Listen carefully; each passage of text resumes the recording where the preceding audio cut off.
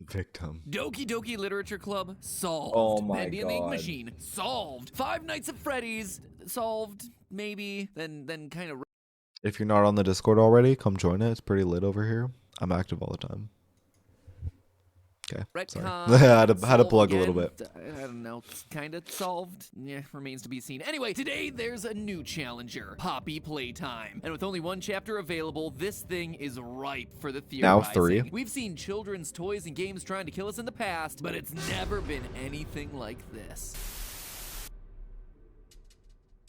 Hello Internet, welcome to Game Theory, where today I wanted to start off by introducing you to our latest piece of merch. Say hello to the Maddie Pally doll. Maddie Pally, the perfect friend for every theorist.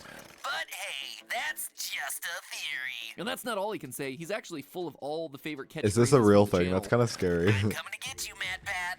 Oh, okay, very funny. Who changed the voice box? No one did, Matt Pat.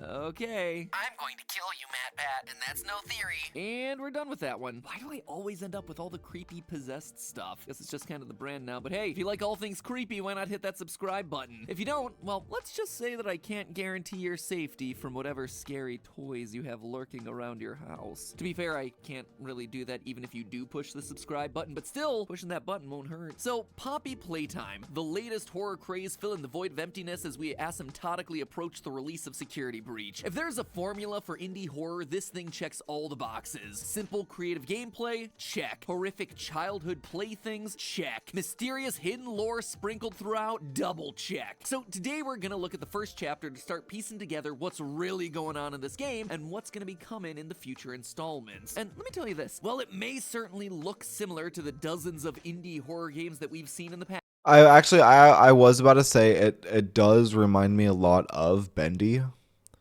which I also haven't played past the free chapter. I'm totally down to play Bendy as well. If you guys do like this sort of content, I definitely will.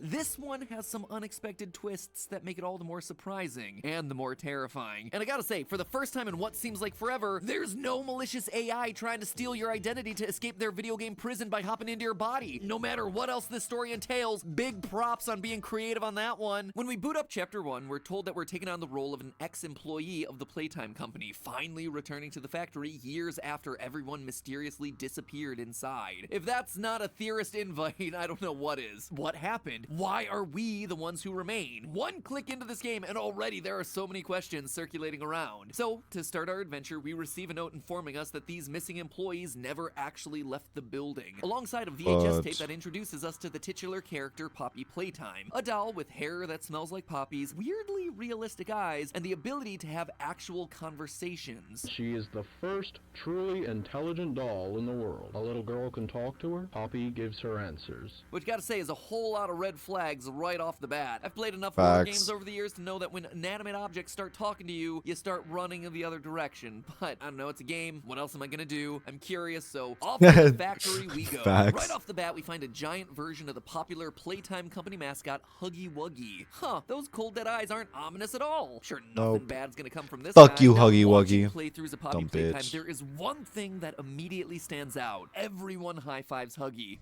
High five. No way. No way.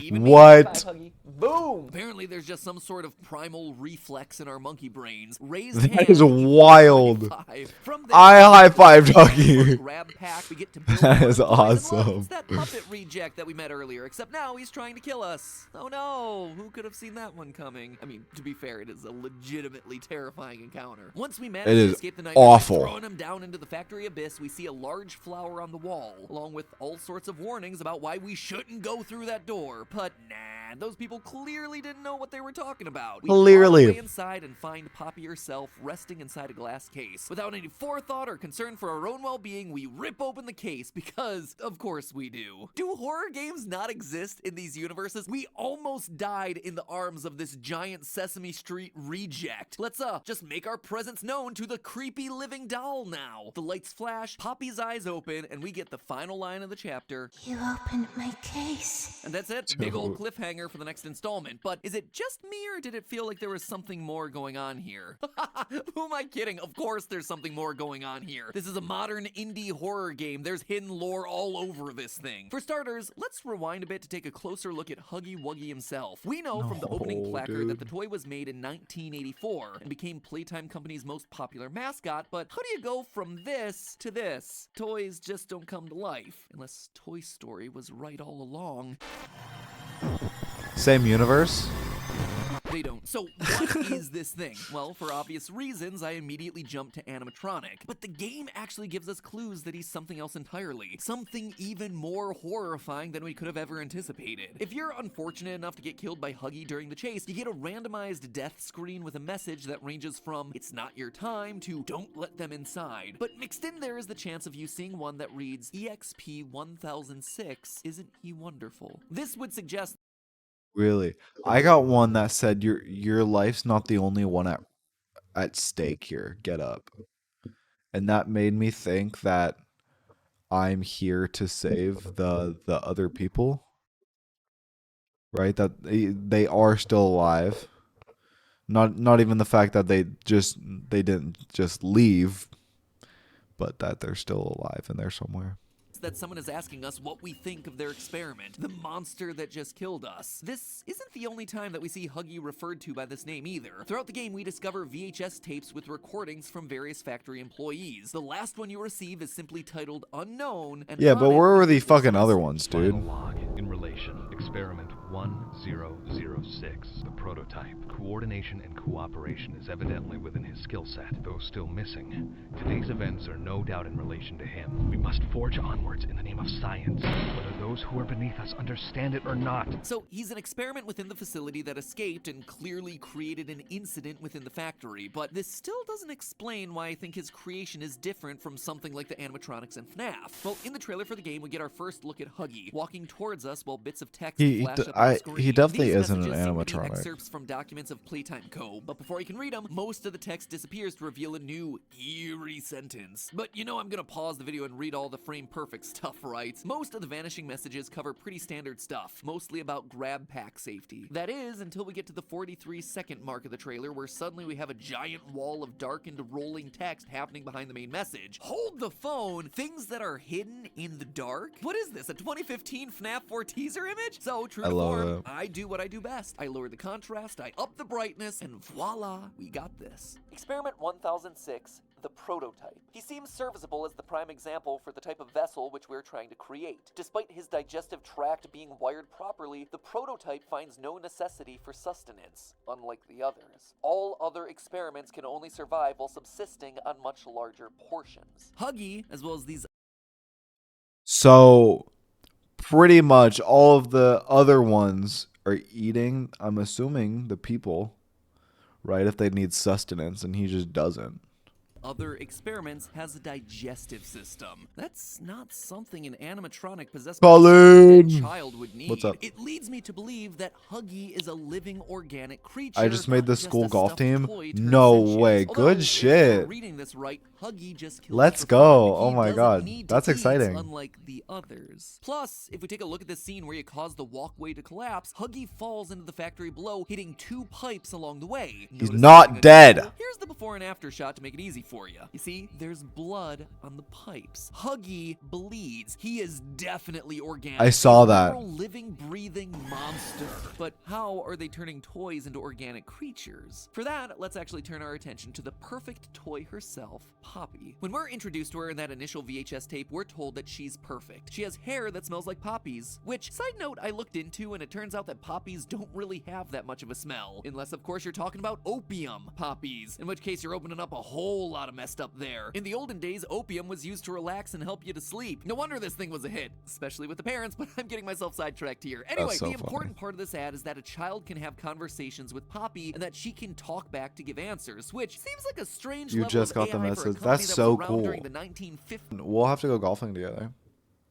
I'm huge into golf. I love golfing.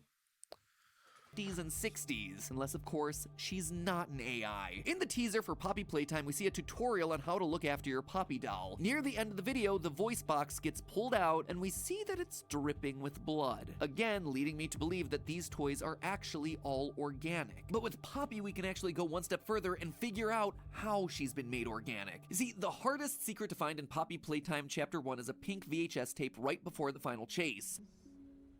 Wait. Oh my gosh, is that it? No way. Jinx. Oh my gosh, that was it. Well done. Wow. I'm assuming the game really doesn't want me to do this, but I don't care. Because I found the lore. Oh no! If you manage to find it before getting locked out, the tape shows you an interview with a prospective employee, Stella Graber. She's a woman obsessed with living forever, wanting to be more like a child and longing to bring joy to children like her toys did for her. Your body just gets older and older, and then you die. Human bodies just can't stay young forever. This tape feels really random in the grand scheme of things. Like, why would we be shown this? Well, it starts to make much more sense in the context of living organic toys. Based on the way that she talks, Stella would be the perfect candidate for some experiments that Playtime were running. I believe that they used employees, specifically Stella, to make Poppy. Not just transferred her consciousness either, but used her physical body, their digestive systems, their brains, and in the case of Poppy, Stella's eyes. It seems like an extreme leap to make, but look at Poppy's eyes in the video. Tell They me look that those so are real. human. You don't just add capillaries to your cute little doll's eyes. This would also align with the whole bleeding thing. Organic bodies made of flesh and organs that can bleed. It's also worth mentioning that the voice actor for Stella is the same as the voice actor for Poppy. This may just be because of limited voice actors, but it also feels like an interesting detail to call out. Interesting. If I'm right about Stella and Poppy being one and the same, I think it gives us a pretty good idea of what her part is in the wider story. The general consensus online is that Poppy is gonna be the big bad. I mean, the game's got her name on it after all, but for me, Yeah. I'm not so sure. I don't believe that Stella would be mad about being turned into a toy. I think that, honestly, she'd be delighted. She would not be delighted, however, in being locked away in a sealed glass case. Listen to that final line again when we open the glass case at the end of Chapter 1. You opened my case.